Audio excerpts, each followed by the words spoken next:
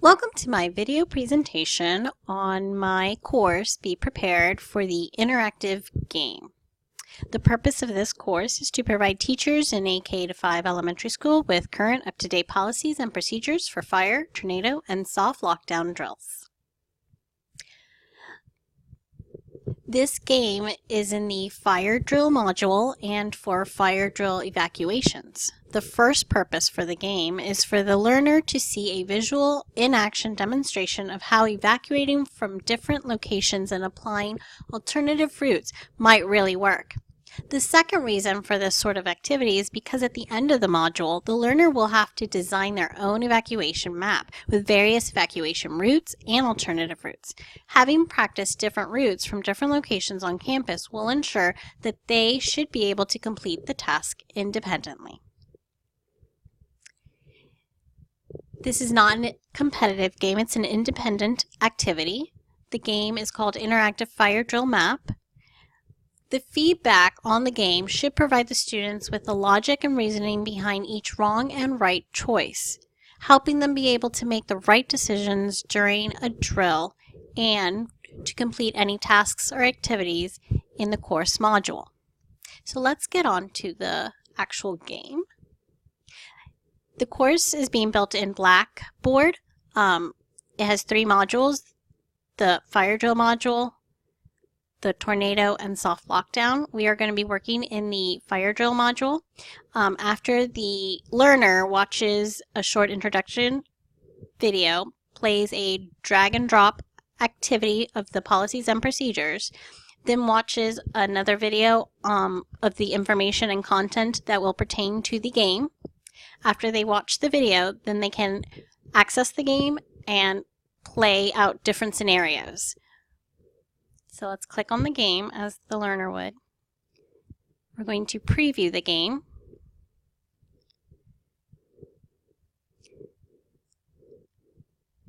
Now the game does start off with audio introductions. There's audio throughout the game explaining the directions of what the learner needs to do, the purpose and their expectations, and feedback. So once I hit play, the audio will start. Welcome to a scenario simulation for evacuation routes from multiple locations on campus.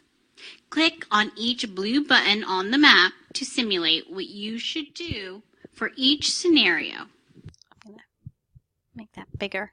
Down here they have a volume button that they can raise the volume or lower the volume, which that'll address the UDL standards. The buttons were disabled until the audio stopped, and now you can see that they can click on any button in any order to proceed to each task. Mrs. Jones is in her classroom in Building 2 when the fire alarm rings. Which way should she evacuate the kids during a fire drill? Help Mrs. Jones select the correct route. Click on the correct arrow. So one of the changes I made based on peer feedback was adding these exit doors on the map so that they had a visual representation of where the exit doors were. So if a learner chooses the wrong route, they have to click on the arrows on the game. Sorry, that is not correct. The road is not a safe place to evacuate to. It is still too close to the building. So once they're done, they get to try again if they picked the wrong answer. All feedbacks offer why that was the wrong choice or why it's the right choice. Yes, that is correct because it is the closest and fastest route to an evacuation zone, the parking lot. In this case, the parking lot is the closest, safest area away from the building. Oh no, there is possible danger and Mrs. Jones needs to choose an alternative route to take. Help Mrs. Jones choose the correct route. Now this was in the video that they watched during fire drills. There might be blocked areas so that teachers have to make quick alternative route decisions. So this is getting them prepared for that. I'm going to pick the wrong choice. Sorry. If they don't want to listen to it again, you can just click and it stops. Sorry, that is not correct because... Yes, that is correct because in this case, you will have to go through another class. Once they have completed the task on that button turns green, letting them know that they are good to go. And they can go back and look at anything that they need to. But to complete this level of the game, Mr. McDonald, we must go through all scenarios. So I'm going to quickly go through the scenarios.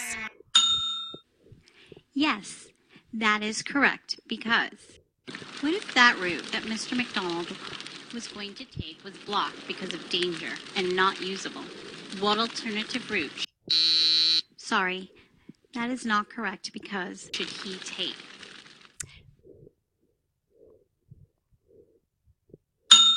Yes, that is correct because in this case you will have to... Again, it turned green. Now they cannot proceed until all 3 tasks have been completed. Miss Hazel is in building 6. So we will complete all 3 tasks. The children? Yes, that is correct. The fire alarm rings and Miss Hazel notices a brush fire near her. That is correct because you need to find the... Great job. Now click continue to proceed with the quiz questions. So then they just need to click continue when it pops up, and it takes them to the quiz. And these scenarios are similar to what they just went through.